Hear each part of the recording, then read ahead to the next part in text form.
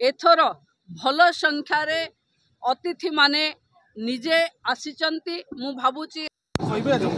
देखंतु आमर सौभाग्य कि आम पाखे थिबा माँ रामचंडी पीठ पाखे एवं हेरिटेज साइट कोणार्क पाखरे थिबा चंद्रभागा बेलाभूमि रे आज इको रिट्रीट को उद्घाटन करिवार सौभाग्य हमको मिला।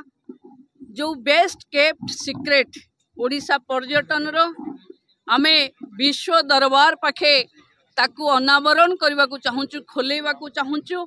और ये बेलाभूमि विश्वर समस्त अतिथि मानकु स्वागत करने प्रस्तुत अच्छी। आग को प्रवासी भारतीय माने भी ओडिशा आसीबे तेणु मु भाबुची ये इको रिट्रीट बाली उपरे पंचतारका होटेल रो जो भव्य आम उत्कलीय परंपरा खाद्य आतिथेयता देखैबो ये निश्चित भावे विश्व दरबार रे गोटे भल ना करिवो।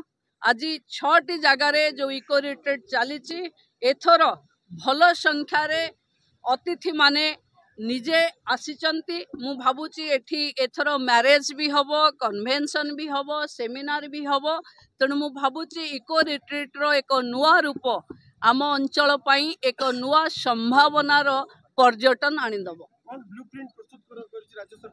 देखंतु राज्य सरकार रो जो सिंगल विंडो व्यवस्था रे टूरिज्म पई की जेतिकी इन्वेस्टमेंट अछि पूरी जिल्लार पर्यटन स्थली मानकर कायाकल्प बदलाई आम अंचल रे अर्थनैतिक स्वावलंबी करिबा टूर गाइड टूर ऑपरेटर को वृद्धि करिबा एवं ए अंचल रे गोटे शिल्प सी है पर्यटन आपको ध्यान दे ए अंचल लोकंक सहभागिता रे ए अंचल को विकास करिबा हमर प्राथमिकता हबो।